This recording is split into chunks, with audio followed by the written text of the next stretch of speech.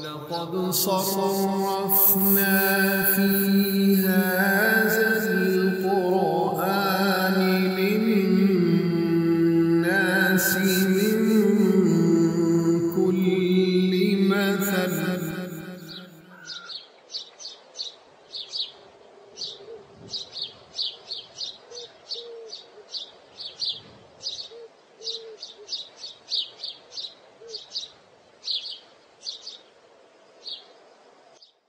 بسم اللہ الرحمن الرحیم قل هو اللہ احد اللہ الصمد لم یلد ولم یولد ولم یکن له کفوا احد۔ معزز خواتین و حضرات، سورۃ الاخلاص کی تلاوت آپ نے سماعت فرمائی۔ سب سے پہلے اس کا ترجمہ پیش کیا جاتا ہے، اس کے بعد اس کی تفسیر کی طرف بڑھیں گے۔ اللہ کریم ارشاد فرما رہا ہے، فرما دو وہ اللہ ایک ہے، اللہ بے نیاز ہے، نہ اس نے کسی کو جنم دیا اور نہ وہ جنم دیا گیا، اور نہ ہی کوئی اس کی برابری کرنے والا ہوا۔ ٹوٹل 4 آیتیں ہیں، ان کا عین لفظوں کے مطابق ریگولر ترجمہ آپ نے سماعت فرمایا۔ اس صورت کا پس منظر اور اس کے نازل ہونے کا سبب جو بنا وہ یہ ہے کہ حضرت ابی بن کعب رضی اللہ تعالی عنہ روایت کرتے ہیں کہ مشرکین نے، مکہ کے لوگوں نے نبی کریم صلی اللہ علیہ وآلہ وسلم سے یہ سوال کیا کہ ہمیں اپنے رب کا نسب بتائیے، یعنی اس کا باپ کون ہے، دادا کون ہے، پردادا کون ہے، اینڈ سو آن۔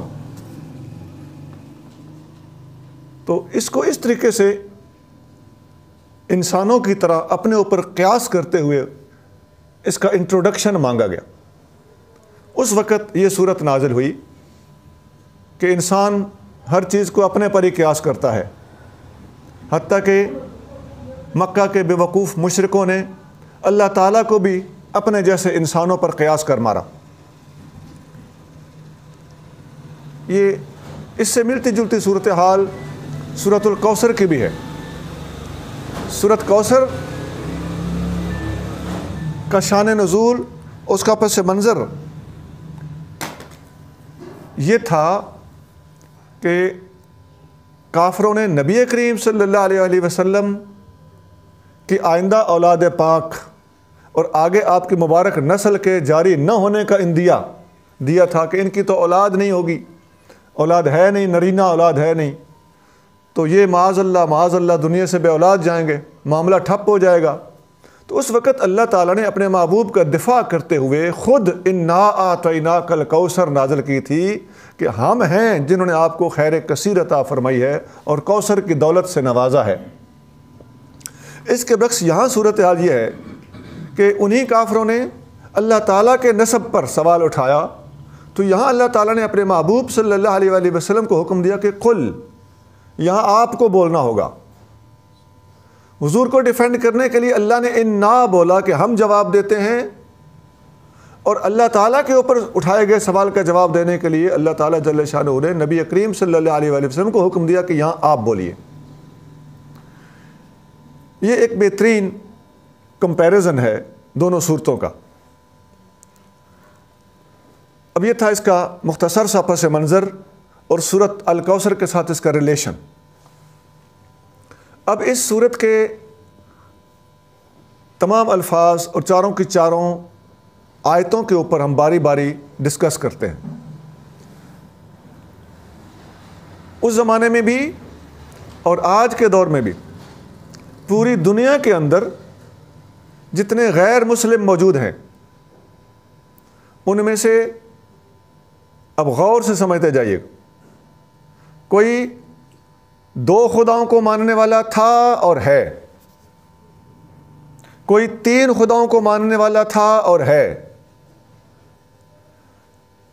کوئی 3 سے زیادہ خداؤں کو ماننے والا تھا اور اب بھی ہے، کوئی اللہ تعالیٰ کی صفات میں گڈمڈ کرنے والا تھا اور اب بھی ہیں، اس کے اسماء میں، اس کی صفات میں، اس کی کریکٹرسٹکس میں جو کسی کو شریک بناتے تھے اور اب بھی بنانے والے ہیں۔ کچھ لوگ ایسے تھے جو اللہ تعالیٰ کے بیٹے اور بیٹیاں سجیسٹ کرتے تھے کہ فلاں اس کا بیٹا ہے، فلاں اس کا بیٹا ہے، فلاں اس کی بیٹی ہے۔ یہ سارے کے سارے اللہ تعالیٰ کی ذات کے ساتھ شرک کرنے والے لوگ، ان کی مختلف قسمیں یہ اس زمانے میں بھی تھیں، آج کے زمانے میں بھی اس وقت تک موجود ہیں۔ اور ایک طبقہ وہ رہ جاتا ہے جو شرک بھی کرتا ہو کسی نہ کسی اعتبار سے، کسی نہ کسی اسپیکٹ سے، اور ساتھ ساتھ ہمارے نبی کریم صلی اللہ علیہ وسلم کی رسالت کا بھی انکار کرتا ہو، یا اگر کوئی شرک نہیں کرتا تو رسالت محمدی کا وہ انکار کرتا ہے۔ تو نان مسلمز کی یہ تمام قسمیں ہیں، اس کے باہر کوئی اور قسم ہے نہیں۔ ان ساری کی ساری چیزوں کو، ان ساری کی ساری اقسام کو اللہ تعالیٰ جل شانہ نے سورۃ الاخلاص کے اندر ڈیل کیا ہے، ان کا جواب دیا ہے۔ اس پس منظر کو بھی ذہن میں رکھ لیجئے کہ دنیا کے اندر کتنی قسم کے نان مسلمز موجود ہیں۔ 2 خداؤں کو ماننے والے، 3 خداؤں کو ماننے والے، 3 سے زیادہ کو ماننے والے، خدا کے بیٹیاں بیٹے تجویز کرنے والے، اللہ کے اسماء اور صفات کے اندر الحاد کرنے والے، شرک کرنے والے، اور نبی کریم صلی اللہ علیہ وسلم کی رسالت کا انکار کرنے والے۔ آپ بے شک آنکھیں بند کر کے سوچ لیں، غیر مسلموں کی اس کے علاوہ کوئی قسم آپ کو نہیں نظر آئے گی۔ پھر اللہ تعالیٰ نے اس سورۃ اخلاص کے اندر ان میں سے سب کو ڈیل کرنے کے علاوہ ایک ایسے طبقے کا بھی رد کیا ہے جو اللہ تعالیٰ جل شانہ کے وجود کا ہی منکر ہے، یا اللہ تعالیٰ کو اپنے اوپر قیاس کرتا ہے، اللہ تعالیٰ کے جسم کو مانتا ہے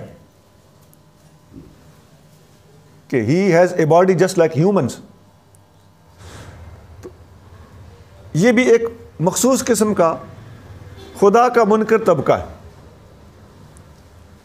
بعض لوگ ایسے بھی تھے جو اللہ تعالیٰ کے نام، جو پراپر ناؤن ہے اس کا اللہ، اس کے علاوہ اللہ کے نام کے علاوہ اور اس کے نام انہوں نے تجویز کیے ہوئے ہیں، جیسے رام، بھگوان اور جیزس وغیرہ ایٹسٹرا، بہت سارے نام انہوں نے تجویز کیے ہوئے۔ اب یہ ساری باتیں آپ ذہن میں رکھ لیں تو ان ساری کی ساری باتوں کا جواب سورۃ اخلاص دے رہی ہے۔ میں سورۃ اخلاص کے آغاز سے شروع کرتا ہوں۔ قل کے لفظ سے ابتدا کرنے میں راز یہ ہے کہ اے محبوب، میری توحید، میری شان، میرے مرتبے کی بات، میرے نسب کے حوالے سے اٹھائے گئے سوال، ان سب کا جواب میں آپ کی زبان سے دلوانا چاہتا ہوں۔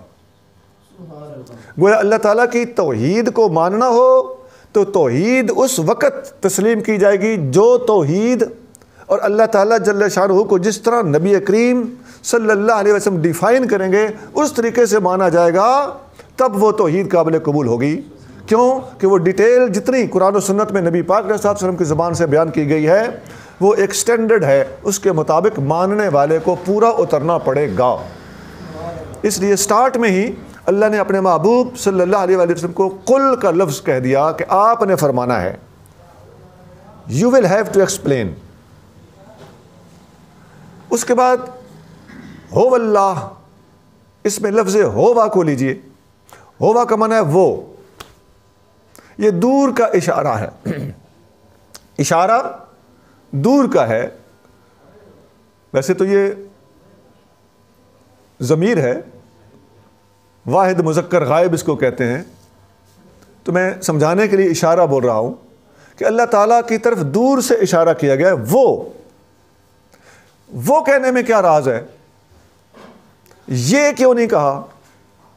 اس لیے کہ جب یہ کہا جاتا ہے تو اس کو کہا جاتا ہے جو ویزیبل ہو، وہ قریب موجود ہو، نظر آ رہا ہو، اس کو پوائنٹ آؤٹ کیا جا سکتا ہو، اس کی طرف اشارہ کیا جا سکتا ہو۔ پورا قرآن پڑھ کے دیکھ لیجئے، قرآن میں اللہ تعالیٰ کے لیے ہاذا، یہ کا لفظ پورے قرآن میں اللہ کے لیے کہیں استعمال نہیں ہوا۔ تو اس کا مطلب ہے یہ محض اتفاقی بات نہیں ہے، قرآن پاک کے اندر جو بھی اللہ تعالیٰ کے لیے لفظ استعمال ہوا ہے وہ پوری علمی تھیوری کے پیش نظر نازل کیا گیا ہے۔ جہاں بھی آیا ہے ہوا آیا ہے، هو اللہ الخالق البارئ، وہی اللہ ہے جو خالق ہے اور باری ہے۔ هو الذی ارسل رسولہ، وہی وہ اللہ ہے جس نے اپنا شان والا رسول بھیجا۔ یہ قرآن کے میں نے بہت سے سیمپل آپ کے سامنے، مثالیں آپ کے سامنے رکھ دیں آیتوں کی، جن سے پتہ چلتا ہے کہ اللہ تعالیٰ نے قرآن میں اپنے لیے ہاذا، یہ نہیں استعمال کیا، ہوا، وہ کا لفظ استعمال کیا۔ اس کے بعد اگلا لفظ ہے اللہ، هو اللہ، یہ اللہ تعالیٰ کا پراپر ناؤن ہے۔ اس میں علم اس کو بولتے ہیں عربی میں، عین، لام اور میم۔ اس میں یہ بات بتائی گئی ہے کہ اللہ تعالیٰ کے جتنے اور نام لوگوں نے رکھے ہوئے ہیں وہ سمجھنے سمجھانے کے لیے لوگوں میں تو چل رہے ہیں، لیکن وہ اللہ تعالیٰ کے ریکمینڈڈ نہیں ہیں۔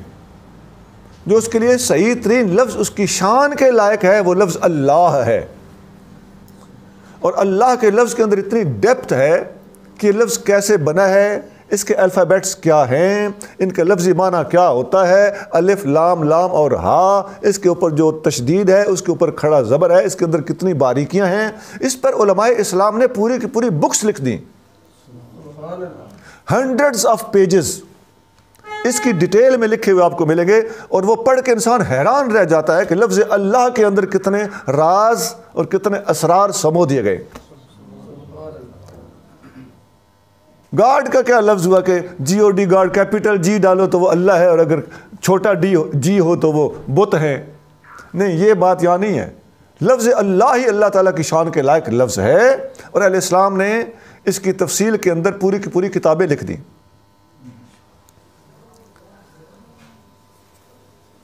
پھر احد کا لفظ ہے، اللہ ایک ہے۔ اب قرآن کہتا ہے احد، اللہ ایک ہے۔ اس احد کے لفظ میں ایک کے علاوہ جتنا کوئی فگر خدا کے حق میں مانے گا، جتنے بھی خداؤں کی تعداد کوئی تسلیم کرے گا، لفظ احد اس کی کاٹ کرتا ہوا چلا جائے۔ اللہ تعالیٰ قرآن شریف میں ایک اور جگہ پر ارشاد فرماتا ہے، لا تتخذوا الہین اثنین، دو خدا مت مانو۔ یہ سورۃ النحل کی آیت نمبر 51 ہے، 51۔ اس کا ایک معنی تو یہ ہے کہ جب دو نہیں ماننے تو پھر دو سے زیادہ بھی نہیں، آٹومیٹک نہیں ماننے، یعنی ایک کے علاوہ خداؤں کو مت مانو۔ لیکن اگر ہم دنیا میں پائے جانے والے مختلف ادیان و مذاہب کا مطالعہ کرتے ہیں تو ہمیں واقعی ایک مذہب ایسا نظر آتا ہے جو دو کو خدا مانتا ہے، 3 4 5 کو نہیں، ہزاروں لاکھوں کو نہیں، only 2۔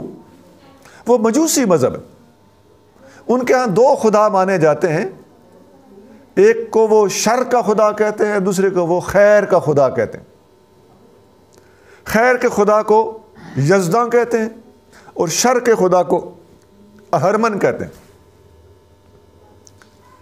تو یہ 2 خداؤں کو ماننے والا باقاعدہ چونکہ طبقہ موجود ہے، تو یہ آیت بدرجہ اولا اور بدرجہ احسن اس طبقے کے خلاف واضح طور پر فٹ ہوتی ہوئی نظر آتی ہے جو 2 خداؤں کو مانتے ہیں۔ اور قرآن صاف لفظوں میں کہتا ہے، لا تتخذوا الہین اثنین، مت کہو کہ خدا 2 ہیں۔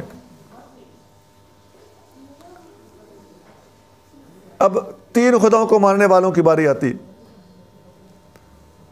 جو ٹرینٹی کے قائل ہیں، تثلیث کے قائل ہیں، وہ باپ، بیٹا اور روح القدس ان تینوں کو خدا کہتے ہیں. تو وہ کرسچنز ہیں. اللہ تعالیٰ قرآن میں ان کا رد کرتے ہوئے فرماتا ہے لا تقولوا ثلاثہ، مت کہو خدا تین ہے.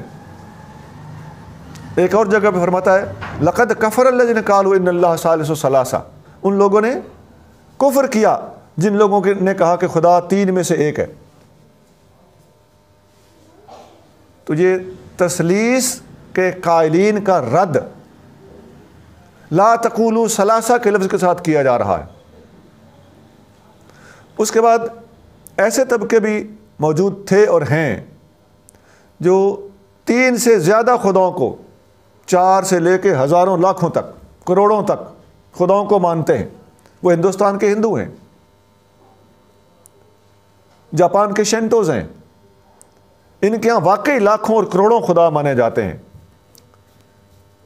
مشرکین مکہ کا تو یہ حال تھا کہ جو خوبصورت سا ان کو پتھر نظر آتا تھا اسی کو پکڑ کے گھر لے آتے تھے کہ اس کو ہم خدا بنا لیں.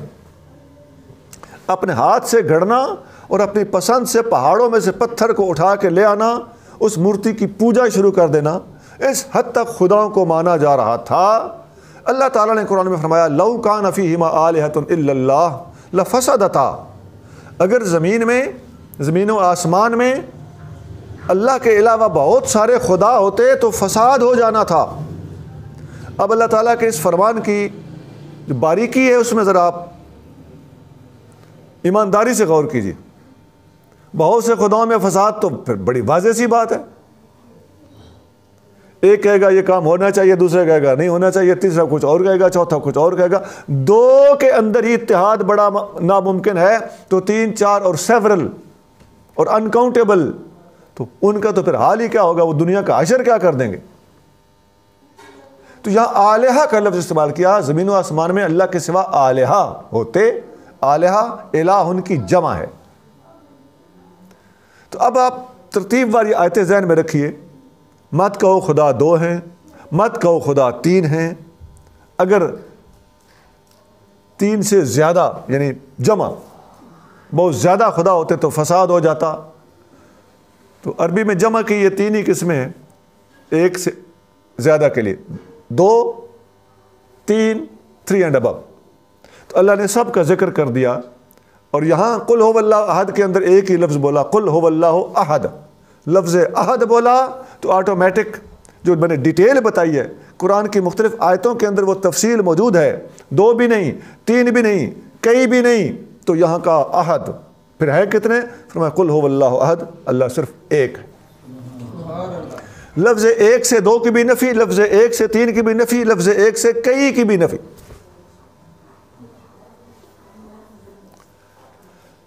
اس کے بعد اللہ کریم جل شانہ نے ارشاد فرمایا، یہ پوری آیت مکمل ہو گئی، قل هو اللہ احد. اگلے الفاظ ہیں اللہ الصمد، اللہ تعالیٰ بے نیاز ہے. اب صمد کا لفظی معنی، یہ عربی کا لفظ ہے، اس کا معنی ہوتا ہے محتاج الیہ. محتاج الیہ کا کیا معنی ہے؟ جس کے سب محتاج ہوں، وہ کسی کا محتاج نہ ہو اور سب اس کے محتاج ہوں، اسے صمد کہتے. صمد کا معنی بے پرواہ نہیں ہوتا. بے پرواہ اور بے نیاز میں فرق ہوتا ہے. بے نیاز کا مطلب وہ کسی کا نیاز مند نہیں ہے، کسی کا محتاج نہیں ہے، یہ اس کا پراپر معنی ہے.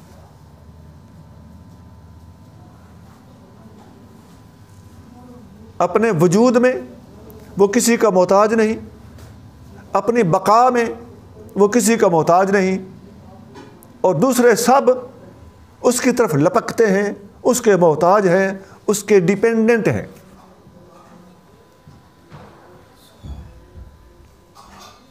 اچھا، یہ جو اللہ تعالیٰ کا محتاج الہ ہونا ہے کہ سب اس کے محتاج ہیں، اس میں ایک باریک سا علمی نقطہ پوشیدہ ہے. آج کل ایتھیسٹ کہتے ہیں کہ اس چیز کو اللہ نے بنایا، فلاں کو اللہ نے بنایا. اللہ کو کس نے بنایا؟ یہاں اللہ فرما رہا ہے اللہ تعالیٰ محتاج الیہ ہے، سب اللہ کے محتاج ہیں. جو خود کسی کا محتاج ہو وہ اس کی صمدیت کے خلاف ہے، وہ اللہ نہیں ہو سکتا، وہ صمد نہیں ہو سکتا. اللہ کو ہم صمد کہتے ہیں. اللہ اپنا نام قرآن میں صمد بیان فرماتا ہے، اور صمد وہ ہوتا ہے سب اس کے محتاج ہیں اور یہ خود کسی کا محتاج نہیں ہے. تو گویا صمد کے لفظ کے اندر ان لوگوں کے سوال کا جواب آ گیا جو کہتے ہیں کہ اللہ کو کس نے بنایا ہے. اللہ تعالیٰ اپنے وجود میں اور اپنی بقا میں، یہ لفظ میں نے پہلے بھی بولے تھے، یہ کسی کا محتاج نہیں ہے. اگر تم کہو گے کہ ان ساری چیزوں کو اللہ نے بنایا تو اللہ کو فلاں نے بنایا، تو پھر تو سوال چلتا رہے گا اس فلاں کو کس نے بنایا، اس کو فلاں نے بنایا تو اس فلاں کو کس نے بنایا. تو اسے کہتے ہیں تسلسل. ایک عقلی مسئلہ ہے کہ تسلسل ممکن ہی نہیں ہوتا. کسی نہ کسی جگہ پہ تمہیں اس سلسلہ تواتر کو جا کے روکنا ہوگا، فل سٹاپ دینا ہوگا. تو جس جگہ پر بھی تم جا کر رکو گے، wherever you will end، تو وہی ذات جس پر تمہارا اینڈ ہوگا، تمہارا اختتام ہوگا، جس پر جا کے تم فل سٹاپ لگو گے، وہی ذات حقیقت میں اللہ تعالیٰ ہے اور وہ صمد ہے. جب تک ڈیپینڈنٹ چلا آ رہا ہے وہ خدا ہے ہی نہیں. لیکن کاش کہ اتر جائے تیرے دل میں میری بات، جو سمجھنا چاہے گا اسے سمجھ آ رہی ہوگی، اور جو سمجھنا نہیں چاہتا کہ یہ تسلسل کیا ہوتا ہے اور کسی نہ کسی جگہ پہ جا کے اینڈ کرنا ہی پڑے گا، یہ وہ بات سمجھے گا جو واقعی ایک سنسیئر اسٹوڈنٹ ہے. میں ایک حدیث بھی عرض کر دیتا ہوں، بخاری اور مسلم میں اس سے ملتی جلتی کئی حدیثیں ہیں. نبی کریم صلی اللہ علیہ وآلہ وسلم نے فرمایا کہ ایک وقت آئے گا. یہ آج کے ایتھیسٹ یہ نہ سمجھیں کہ انہوں نے یہ پہلی بار سوال اٹھائے ہیں. یہ سوال بہت پرانے ہیں اور نبی کریم صلی اللہ علیہ وسلم نے ان کے بارے میں پریڈکٹ کیا ہوا ہے. حبیب کریم صلی اللہ علیہ وسلم نے فرمایا ایک وقت آئے گا کہ لوگ کہیں گے حاذ اللہ خلق کل شیء فمن خلق اللہ، کہ اللہ نے تو ہر چیز کو بنایا ہے لیکن اللہ کو کس نے بنایا ہے. تو نبی پاک علیہ الصلوۃ والسلام نے فرمایا کہ جب لوگ یہاں تک پہنچیں تو ان کے پاس سے اٹھ کے چلے جانا. یہ پاس سے اٹھ کے چلے جانے کی بھلا کیا وجہ ہے؟ حبیب کریم صلی اللہ علیہ وسلم کا اشارہ اس طرف ہے کہ یہ لوگ جان بوجھ کے کر رہے ہوں گے، لاجک کو قبول ہی نہیں کریں گے. تو بتانے کے باوجود، کنونسڈ ہونے کے باوجود ایک طبیعت میں شرارت ہوگی جو طرح طرح کے نعرے کتبے اٹھا کے ہلڑ بازیاں، ہنگامہ، آزاد خیالیاں، تو ان کا مشن ہوگا. تو آپ سمجھتے ہیں کہ نوجوان آدمی کو کنٹرول کرنا جب وہ مچھرا ہوا ہو، بگڑا ہوا ہو، تو بہت کم نوجوان ایسے ہوتے ہیں جو لاجک کو قبول کرتے ہیں. تو بگڑا ہوا آدمی خاص طور سے ایتھیسٹ لاجک کو ماننے کی طرف آتا ہی نہیں، کیونکہ اس کے دماغ کے اندر فطور بھر دیا گیا ہوتا ہے. اس لیے آقا نے فرمایا کہ ان کے پاس اٹھ جانا، وہ کنونس ہونا ہی نہیں چاہتا. تو حدیث میں آتا ہے کہ حضرت ابو ہریرہ رضی اللہ تعالیٰ عنہ ایک دفعہ بیٹھے ہوئے تھے تو کسی نے ان کے سامنے یہ بات کی، بالکل ورڈ ٹو ورڈ یہی بات کہ ہر چیز کو اللہ نے بنایا لیکن اللہ کو کس نے بنایا ہے. حضرت ابو ہریرہ نے فرمایا قوموا انی، اٹھو اٹھو، صدق خلیلی، میرے محبوب نے سچ فرمایا تھا.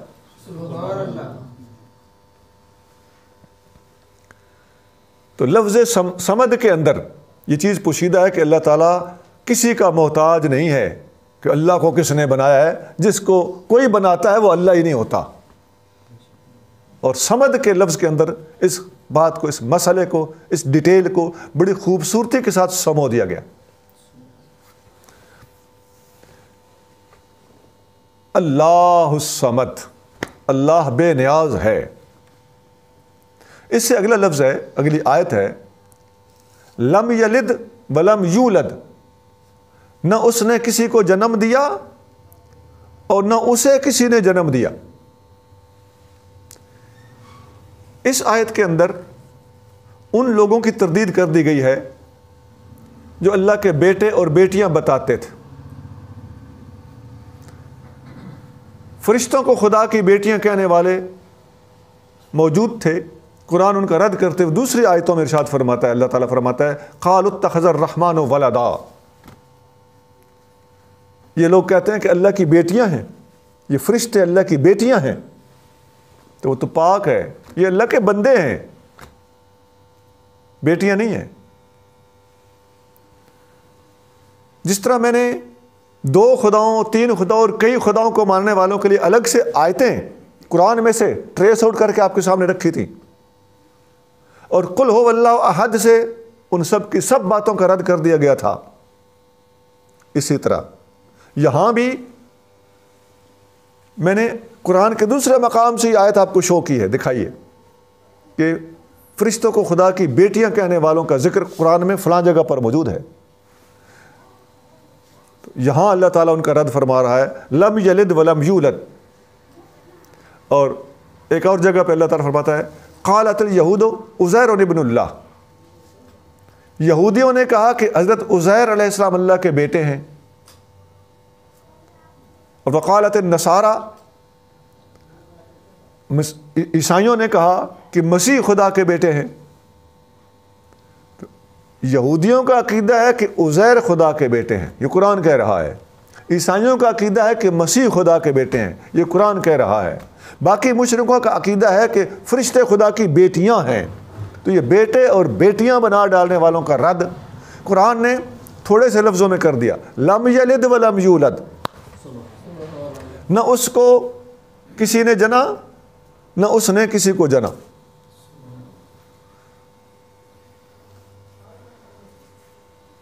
خدا کی اولاد ہونے کے حوالے سے کرسچنز طرح طرح کی تعویلیں کرتے ہیں کہ جی ہم تو خدا کا بیٹا اس سینس میں نہیں مانتے جس طرح تم کہتے ہو۔ تو ان کے اندر کئی فرقے ہیں، اور ہم ان کے مختلف آگے جو سب سیکٹس ہیں ان سے ہم بے خبر نہیں ہیں، لیکن جو لوگ یہ کہتے ہیں کہ مسیح علیہ السلام خدا کے بیٹے پیارے کے معنی میں ہیں، تو اس کا مطلب ہے کہ تمہاری ٹرمینالوجی بڑی فالس ہے، اس کے لیے تو بیٹا کا لفظ صادق ہی نہیں آتا۔ پیارے کو پیارا کہتے ہیں، محبوب کہتے ہیں، یا پیارے کو بیٹا کہتے ہیں؟ تو اس معنی میں تو ہم بائبل سے ہم حوالہ کوٹ کر سکتے ہیں، میرے پاس ریٹن موجود ہے کہ بائبل میں لکھا ہوا ہے کہ تم سب خدا کے بیٹے ہو، تم سب خدا کے بیٹے ہو، یہ انجیل کے الفاظ ہیں۔ تو تم سب جب خدا کے بیٹے ہو تو اس کا مطلب ہے کہ مسیح علیہ السلام کی کوئی اسپیشل خصوصیت باقی نہ رہی۔ تو پھر جب تم مسیح علیہ السلام کو خدا کا بیٹا کہتے ہو تو پھر اس سینس میں تو ہر کوئی خدا کا بیٹا ہے جس سینس میں تم ثابت کرنے کی کوشش کر رہے ہو۔ پتہ چلتا ہے کہ اس لحاظ سے خدا کا بیٹا نہیں کہا جا رہا، تمہارے نظریے کے مطابق باقاعدہ اے بورن بیبی آف اللہ، یہ تمہارا نظریہ ہے۔ تو قرآن نے لم یلد ولم یولد کہہ کر اس سارے پس منظر کو، اس ساری تھیوری کو، اس سارے نظریے کو، اس کا بطلان ظاہر کر دیا۔ اگلے الفاظ ہیں وَلَمْ يَكُنْ لَهُ كُفُوًا أَحَدٌ، اور اللہ تعالیٰ کی برابری کرنے والا کوئی نہیں ہے۔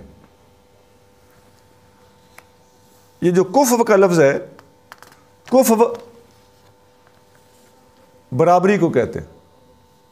جیسے ہم شادیاں کرتے ہیں تو شریعت کے اندر یہ لفظ کثرت سے استعمال ہوتا ہے کہ یہ خاندان اور وہ خاندان اگر ان کے اندر ایکوالٹی پائی جائے، ایک سٹیٹس پایا جائے، ایک لیول کے لوگ ہوں خاندان کے لحاظ سے، امیر غریب ہونے کے لحاظ سے، تو اس کو کہا جاتا ہے یہ شخص فلاں شخص کا کفو ہے۔ کفو کا معنی ہوا اس کے لیول کا، اس کی کوالٹیز کا حامل، اس کی خصوصیات کا حامل۔ انسان تو دونوں ہیں، لیکن صفات، دولت، نسب، نسل، اس اعتبار سے جب ہم رشتہ داریاں قائم کرنے لگتے ہیں تو یہ چیزیں دیکھ کر ہم ڈیسائیڈ کرتے ہیں کہ یہ بندہ دوسرے کا کفو ہے یا نہیں ہے۔ تو یہ لفظ اللہ نے یہاں استعمال فرمایا کہ وَلَمْ يَكُنْ لَهُ كُفُوًا أَحَدٌ، اللہ تعالیٰ کا کوئی کفو نہیں ہے، یعنی اللہ کی صفات میں اللہ تعالیٰ کی برابری کرنے والا کوئی نہیں۔ اب یہ جو چوتھی آیت ہے قرآن سورۃ اخلاص کی، اس کے پس منظر میں جن لوگوں کا رد کیا جا رہا ہے ان کو سمجھنے کی ضرورت ہے۔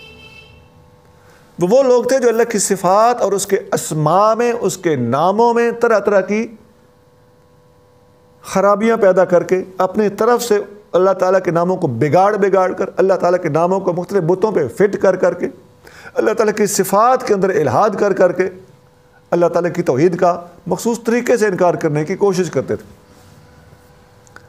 اللہ تعالیٰ قرآن شریف میں ارشاد فرماتا ہے وَذَرُوا الَّذِينَ يُلْحِدُونَ فِي أَسْمَائِهِ، ان لوگوں کو چھوڑ دو جو اللہ تعالیٰ کی صفات میں الحاد کرتے ہیں، اللہ تعالیٰ کے ناموں میں، اسماء میں جو لوگ الحاد کرتے ہیں ان کو چھوڑ دو، ان سے دور رہو، ان کے ساتھ تمہارا علمی طور پر، مذہبی طور پر کوئی تعلق نہیں ہے۔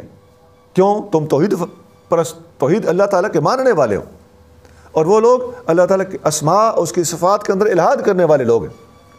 یہ بھی مشرکین کی ایک مخصوص قسم تھی اور اس وقت بھی ہے کہ اللہ تعالیٰ کے ناموں کے اندر گڑبڑ کرتے تھے۔ اس کی سادہ مثالیں قرآن سے میں پیش کر دیتا ہوں۔ الذین یلحدون فی اسمائہ، جو لوگ اللہ کے اسماء کے اندر الحاد کرتے ہیں۔ یہ الحاد کا لفظ قرآن میں کئی جگہ پر استعمال ہوا ہے۔ اللہ تعالیٰ کا ایک، پہلے تو اس کا پراپر نام اللہ ہے، ان لوگوں نے اس اللہ کے نام کو بگاڑ کے لات رکھا ہوا تھا نام، اپنے ایک بت کا نام، بتنی کا نام۔ یہ ان کی ایک نفسیاتی مسئلہ تھا کہ یہ بتوں کے نام مؤنث طرز پہ رکھتے تھے۔ اللہ کو لات بگاڑ کے لات کا نام دے دیا، اور اللہ تعالیٰ کا ایک نام ہے عزیز، اسے بگاڑ کے عزا کا نام دے دیا، عزا بھی اب مؤنث ہے۔ اللہ تعالیٰ ایک نام ہے منان، اسے بگاڑ کے منات مؤنث بنا کے ایک بت کا نام رکھ دیا۔ تو یہ بتنیوں کے نام تھے، لات، منات اور عزا۔ ادھر وہ جو فرشتوں کو خدا کی بیٹیاں کہتے تھے، بیٹے نہیں کہتے تھے، اس میں بھی ان کی یہی نفسیات پوشیدہ تھی۔ تو یہ سارے وہ لوگ ہیں جو الذین یلحدون فی اسمائہ، جو لوگ اللہ کے ناموں کے اندر الحاد کرتے ہیں۔ ایک الحاد یہ بھی تھا، ایک پادری فانڈر ہمارے پاکستان میں ڈسٹرکٹ سیالکوٹ میں ہو گزرا ہے، اس نے ایک کتاب لکھی تھی بیلنس آف ٹروتھ، میزان الحق۔ اس میں وہ لکھتا ہے کہ تمہارے قرآن سے، ہمارے خلاف لکھتے ہوئے وہ کہتا ہے کہ تمہارے قرآن سے 3 خداؤں کا وجود ثابت ہے۔ بھائی کہاں سے؟ بسم اللہ الرحمن الرحیم، اللہ ایک، رحمان 2، رحیم 3۔ یہ ان کی سمجھ کی یہ صورتحال ہے۔ تو یہ اللہ تعالیٰ کے ناموں کے اندر الحاد کی یہ بھی ایک قسم ہے۔ تو یہ میں نے آپ کو بہت سی مثالیں دے دی، الذین یلحدون بھی پڑھ کے سنا دی، لات، منات، عزا بھی قرآن کے اندر بیان ہوئے ہیں، اور خدا کی بیٹیاں کہنا یہ بھی قرآن کے اندر بیان ہوا ہے کہ کافر لوگ یہ حرکتیں کرتے تھے۔ اور پھر یہ نیا گل جو کھلایا پادری فانڈر صاحب نے، یہ خدا کے 3 نام ہے بسم اللہ کے اندر۔ اللہ تعالیٰ قرآن شریف میں ان ساری باتوں کے جواب دیتا ہے۔ اللہ تعالیٰ فرماتا ہے قل ادعوا اللہ ودعوا الرحمن، اے میرے محبوب فرما دیجئے اللہ کو پکارو یا رحمان کو پکارو، فلہ الاسماء الحسنی، یہ سارے کے سارے اسی کے حسین نام ہیں، ایک ہی ذات کے مختلف نام ہیں۔ یہ اللہ تعالیٰ کے صفاتی نام ہیں، رحمان، رحیم، کریم، جبار، قہار، خالق، بارئ، مصور وغیرہ، یہ اللہ تعالیٰ کے صفاتی نام ہیں، جو حدیث کے اندر خاص طور سے 99 نام استعمال ہوئے ہیں۔ آگے ان کی کافی ساری ڈیٹیل ہے، وہ ایک الگ موضوع ہے۔ تو مسلمانوں کا کنسیپٹ تو بڑا کلیئر ہے۔ ہاں، باتوں کی تشریح کرنے کے لیے تم اپنے پیمانے لیے پھرتے ہو تو وہ تمہاری اپنی سمجھ ہے۔ یہ اللہ تعالیٰ کی ہمسری کے حوالے سے میں نے ڈیٹیل سے باتیں بتائی ہیں۔ یہ ایک الگ چیز ہے کہ اللہ تعالیٰ جل شانہ کی صفات، اللہ تعالیٰ کی طرف سے عطا شدہ ہوں اور ایک لمیٹڈ حد تک کسی کے پاس بھی وہ کوالٹیز ہوں، تو اللہ تعالیٰ نے ہر بندے کو اپنی شان کے لائق کچھ صفات سے نوازا۔ اللہ تعالیٰ قرآن شریف میں اپنے آپ کو سمیع اور بصیر فرماتا ہے کہ اللہ تعالیٰ سمیع و بصیر ہے، انہ هو السمیع البصیر۔ لیکن اللہ تعالیٰ قرآن شریف میں دوسری جگہ پر ارشاد فرماتا ہے فجعلناہ سمیعا بصیرا، ہم نے انسان کو بھی سمیع اور بصیر بنایا ہے۔ تو بنایا ہے نا، جعلناہ، ہم نے اس کو بنا دیا ہے سننے والا اور دیکھنے والا۔ تو اللہ تعالیٰ کا سننا اور دیکھنا اس کی اپنی شان کے لائق ہے، وہ ان لمیٹڈ طریقے سے سنتا بھی ہے اور دیکھتا بھی ہے، اس کے لیے دور نزدیک کا کوئی مسئلہ نہیں۔ اس کا سننا اور دیکھنا لامحدود ہے، اس کا سننا اور دیکھنا اپنا ذاتی ہے۔ انسان کا سننا اور دیکھنا ذاتی نہیں، اللہ کی طرف سے دیا ہوا ہے۔ انسان کا سننا اور دیکھنا ہمیشہ سے بھی نہیں، سنس ایور نہیں ہے اور فار ایور بھی نہیں ہے۔ ایک وقت تھا اس کو دے دیا گیا، ایک وقت آئے گا یہ چھن جائے گا، لمیٹڈ بھی ہے۔ انسان دور نزدیک کا پابند ہے، دور سے نہیں سن سکتا، قریب سے سن سکتا ہے۔ اب دور کی کتنی حد ہے کہ الگ ہے، ہر بندہ کامن سینس اس بات کو سمجھ رہا ہوگا۔ اللہ تعالیٰ کے پاس علم ہے، اللہ نے انسان کو بھی علم دیا ہے۔ ہمارا علم کا کتنا ہے؟ اللہ کا عطا کردہ ہے، محدود ہے، یہ دیا گیا تھا، پہلے نہیں ہوتا تھا، پھر یہ چھن جائے گا، نہیں رہے گا۔ تو وہ اللہ کا علم ان لمیٹڈ ہے، ہمارا لمیٹڈ ہے۔ تو ڈھیر سارے فرق ہیں اللہ کی صفات اور بندوں کی صفات میں۔ تو جب یہ فرق دیکھ لیے جائیں اور ساری صورت، پھر کوئی شرک نہ رہا۔ تو جو لوگ ان قیود، ان ڈفرینسز کو اگنور کرتے ہوئے اللہ تعالیٰ کی کوالٹیز مخلوق کے اندر تسلیم کرتے ہیں، وہ اس زمرے میں آتے ہیں جو اللہ تعالیٰ کا کفو اور ہم سر اور برابری کرنے والا تجویز کرتے ہیں۔ میں نے شرک کی جتنی قسمیں تھیں آپ نے غور کیا ہوگا کہ ان میں سے ہر قسم کے اوپر اس سے بار اب تک بھی اس وقت بھی دنیا کے اندر جتنے مشرکین پائے جاتے ہیں وہ مینلی سارے کے سارے ان قسموں کے اندر فال کرتے ہیں۔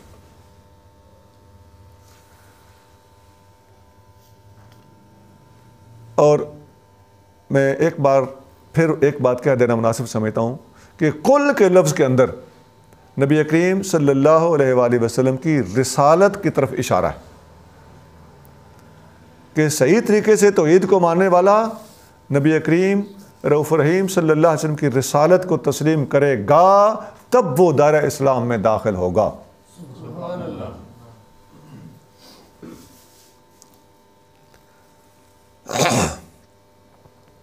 اور جو عقائد، جس کو ہم اسلامی زبان میں علم الکلام بھی کہتے ہیں، عقائد بھی کہتے ہیں،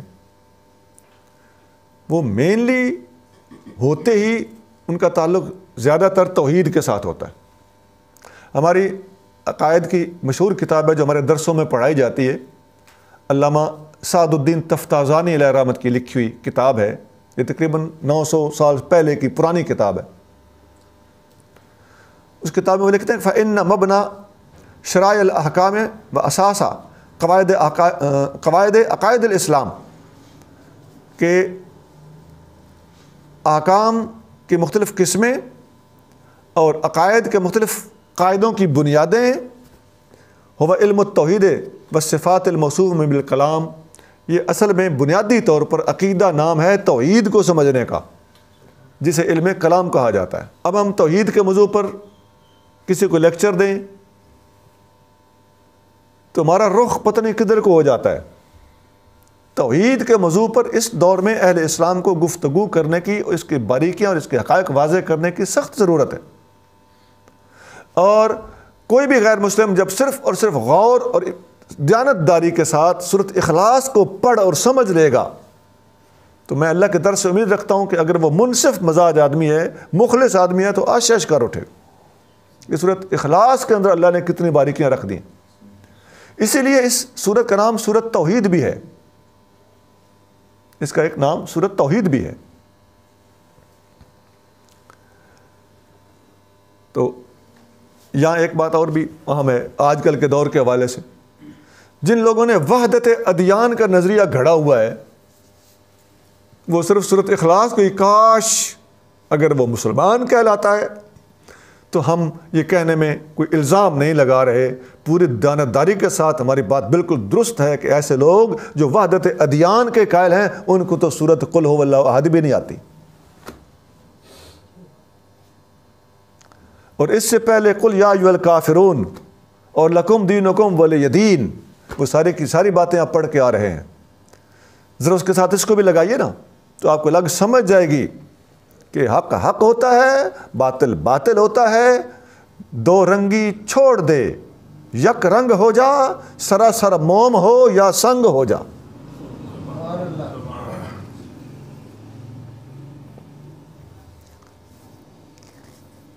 اب میں نے ابھی تک دو باتیں بتائی ہیں، سورت اخلاص کے نازل ہونے کا پس منظر کیا تھا، نمبر دو سورت اخلاص کی چاروں آیتوں کی تفصیل اور تفسیر کیا ہے،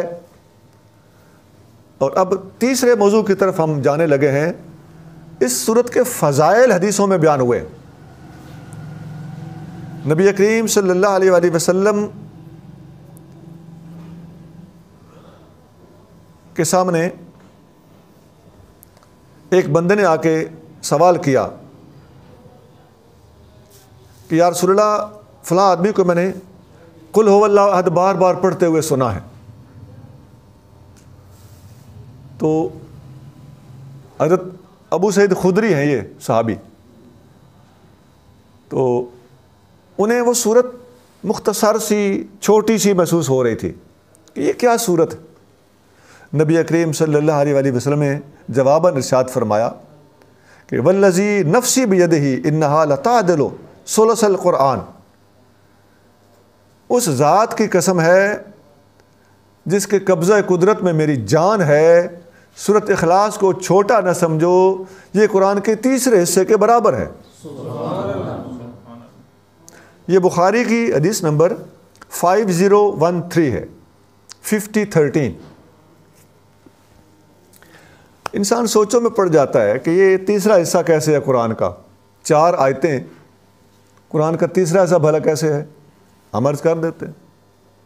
ابھی میں نے آپ کو بتایا کہ اس کے اندر عقائد کی بنیاد جو کہ توحید بیس ہوتی ہے عقائد کی، اس کے اندر پوری ڈیٹیل کے ساتھ اللہ تعالیٰ نے سمو دیے، اور قرآن کی تعلیمات 3 قسم کی ہیں،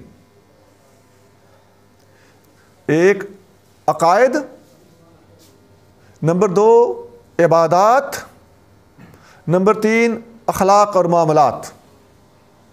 یہ آپ کو یاد ہوگا سورۃ العصر کی تفسیر میں بھی یہی 3 چیزیں ہم نے بیان کی تھیں، الا الذین آمنوا یہ عقائد ہو گئے، وعملوا الصالحات یہ عبادات ہو گئیں، وتواصوا بالحق وتواصوا بالصبر یہ اخلاق اور معاملات ہو گئے۔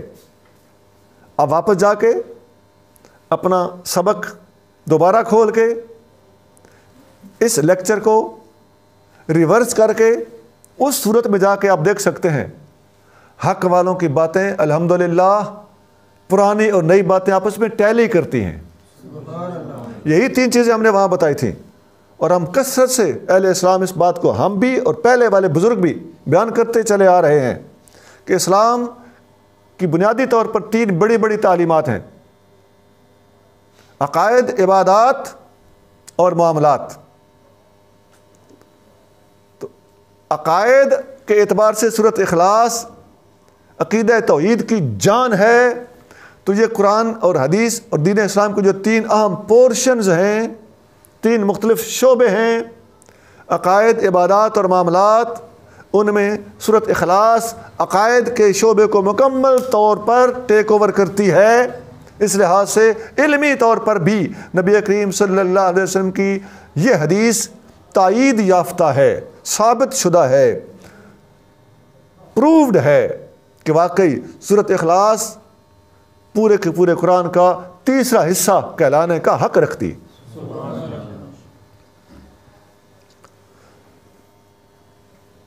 پھر ایک اور حدیث سنیے۔ حدیث میں آتا ہے، اماں عائشہ صدیقہ رضی اللہ تعالیٰ عنہا فرماتی ہیں کہ نبی کریم صلی اللہ علیہ وسلم نے ایک صحابی کو کسی مشن پر کچھ صحابہ کی سربراہی دے کر بھیجا، اسے سریہ بولتے ہیں۔ تو سریہ کے سربراہ جو صحابی تھے، انہوں نے راستے میں اپنے سریہ کو، اپنے ساتھیوں کو لیڈ کرتے ہوئے، گائیڈ کرتے ہوئے راستے میں جب نمازیں پڑھیں اور پڑھائیں تو وہ جو بھی رکعت پڑھتے تھے، تو سورۃ فاتحہ کے بعد مسلمان قرآن شریف پڑھتے ہیں، تو قرآن شریف پڑھنے کے بعد ضرور سورۃ اخلاص پڑھتے تھے، قل هو اللہ احد ضرور پڑھتے تھے۔ تو جب واپس آئے تو نبی کریم صلی اللہ علیہ وسلم سے باقی ساتھیوں نے یہ بات عرض کی کہ حضور، ان کو ایک عادت ہے، یہ ہر سورت کے ساتھ یا ہر رکوع کے ساتھ یا تھوڑا بہت قرآن پڑھنے کے ساتھ ہر رکعت میں آخر میں قل هو اللہ شریف ضرور پڑھتے تھے۔ نبی کریم صلی اللہ علیہ وسلم ان کو بلا کے پوچھا کہ یہ کیا بات تھی؟ تو انہوں نے جواب دیا، لِأَنَّهَا صِفَةُ الرحمن، اس لیے کہ اللہ رحمان کی شان اور صفات اس کے اندر جس طرح سے بیان ہوئی ہیں، یہ ایک جداگانہ شان رکھتی ہے اور مجھے بہت اپیل کرتی ہے۔ وَأَنَا أُحِبُّ أَنْ أَقْرَأَ بِهَا، میرا دل چاہتا ہے کہ میں سورت کو بار بار پڑھوں۔ یہ جاننے والے چیزوں کی قدر جانتے ہیں۔ تو نبی کریم صلی اللہ علیہ وسلم نے فرمایا، اخبروہ۔ تو یہ بات میں تھوڑی سی امینڈ کر دوں، ان صحابیوں نے اس صحابی سے پوچھا تھا کہ تم ایسا کیوں کرتے ہو، تو انہوں نے بتایا تھا کہ مجھے یہ صورت بڑی پسند ہے۔ اب ان صحابہ نے آ کے نبی پاک صلی اللہ علیہ وسلم کو ساری بات بتائی کہ یہ ہر صورت، ہر رکعت میں قل هو اللہ پڑھتا تھا، اور ہم نے اس سے پوچھا تو اس نے بتایا ہے کہ مجھے قل هو اللہ بہت پسند ہے۔ تو نبی پاک نے فرمایا کہ جاؤ اس کو میرا پیغام دو، اخبروہ، اسے جا کر بتاؤ، ان اللہ یحبہ، کہ اگر تم سورۃ اخلاص سے محبت کرتے ہو تو اللہ تم سے محبت کرتا ہے۔ یہ بخاری شریف کی حدیث نمبر 7375 ہے، 7375 یہ حدیث کا نمبر ہے۔ اس سورت کے فضائل میں ایک اور فضیلت بھی میں عرض کر دیتا ہوں۔ ہمارے بزرگوں نے، مشائخ نے یہ تجربہ کیا ہے، کچھ حدیثوں میں بھی اس کی طرف اشارے ملتے ہیں، لیکن میں حدیثوں کا حوالہ نہیں دے رہا۔ حضور غوث پاک رضی اللہ تعالیٰ عنہ اپنی کتاب سر الاسرار میں ایک بات ارشاد فرماتے ہیں۔ آپ فرماتے ہیں کہ جو بندہ روزانہ 100 مرتبہ قل هو اللہ شریف پڑھے گا، اللہ تعالیٰ اسے اخلاص کی دولت عطا فرمائے۔ اور ہم نے یہ پڑھ کے دیکھا ہے، ہمارا سلسلہ چونکہ درگاہ مشوری شریف سے جڑتا ہے الحمدللہ، تو ہمارے مشائخ اور ہمارے خاص طور سے بعض پیر بھائیوں نے تو ایسی ایسی باتیں کی ہیں۔ ایک دفعہ میں نے حضرت شفن فقیر علیہ رحمت کی بات آپ کو سنائی بھی تھی، جنہوں نے کہا تھا کہ میں نے قرآن کا ترجمہ تو پڑھا ہوا ہے لیکن قرآن کا تجربہ بھی میرے پاس ہے۔ تو ہمارے پاس بھی کچھ تجربات ہیں، سونا مان لینا اگر قسمت اچھی ہوگی تو۔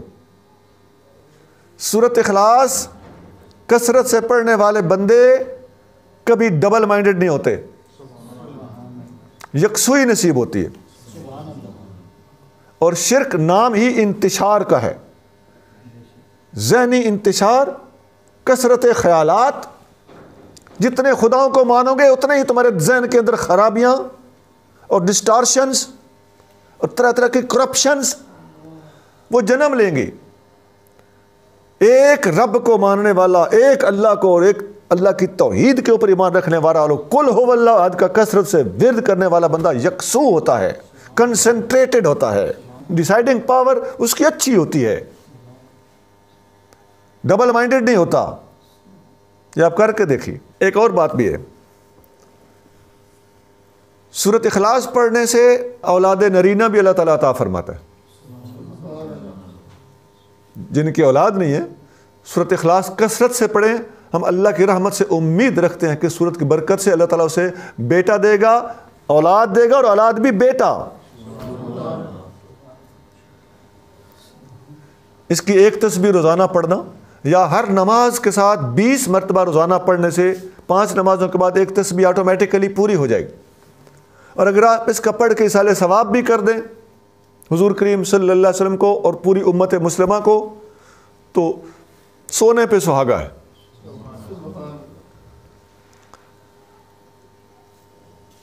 اب جتنا ہم نے سبق پڑھا ہے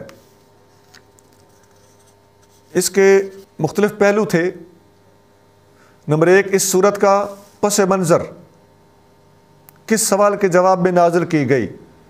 نمبر 2، اس میں لفظ قل کے اندر نبی کریم صلی اللہ علیہ وآلہ وسلم کی رسالت کو ملحوظ رکھوانا۔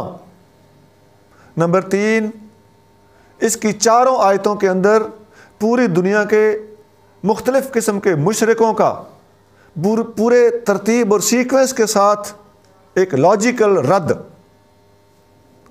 نمبر 4، اسی صورت کی روشنی میں یہ پتہ چلا کہ اتحاد اور وحدت ادیان، اس کے کچھ وحدت ادیان کا تو تصور ہی غلط، باقی انسانوں کا آپس میں اتحاد ایک مخصوص لیول کی حد تک ویلکم، کوئی ایسی بات نہیں ہے۔ تو وہ جس طرح کسی بھی قوم کے ساتھ معاہدہ ہو سکتا ہے، کسی بھی ملک کا دوسرے ملک کے ساتھ کچھ معاہدہ ہو سکتا ہے، تو یہ باتیں اپنی جگہ پہ ایک گنجائش رکھتی ہیں۔ وہ امن عامہ کے لیے، انسانیت کی فلاح کے لیے ویلکم، یہ ساری چیزیں درست ہیں۔ اسلام ان ساری باتوں کو اپنے اندر جگہ دیتا ہے۔ نمبر 5، اس صورت کے فضائل، وہ میں نے 3-4 حوالوں سے آپ کے سامنے رکھے، اور آخر میں اس صورت کا تفسیری خلاصہ آپ کی خدمت میں رکھنے لگا۔ ترجمہ آپ نے پہلے سنا تھا، ترجمہ ہی اب بھی ہوگا، لیکن یہ ترجمہ تفسیری خلاصے کی طرح ہوگا، جس طرح پہلے بھی ہم ہر صورت کے آخر میں اس کا تفسیری خلاصہ پیش کرتے ہیں۔ جتنی ڈیٹیل آپ نے سن لی ہے وہ ساری کی ساری اس خلاصے کے اندر اس ڈیٹیل کی طرف اشارے ہوتے چلے جائیں گے، اور ترجمہ کمپیریٹیولی تھوڑا سا ڈیفرنٹ ہوگا۔ اللہ تعالیٰ فرما رہا ہے، اے محبوب، لوگوں کو اللہ کی توحید سمجھاتے ہوئے فرما دیجئے، اس اللہ کی ذات بلند و بالا ایک ہے، وہ نہ اپنے وجود میں کسی کا محتاج ہے اور نہ اپنے بقا میں کسی کا محتاج ہے، بلکہ سب اس کے محتاج ہیں۔ اس نے کسی کو جنم نہیں دیا، خواہ فرشتہ ہو یا انسان یا ان کے علاوہ، اور نہ ہی وہ خود جنم دیا گیا ہے، اور اس کی ذات، اسماء اور صفات میں اس کی برابری کرنے والا کوئی نہیں۔ سبحان ربک رب العزت عما یصفون وسلام علی المرسلین والحمد للہ رب العالمین۔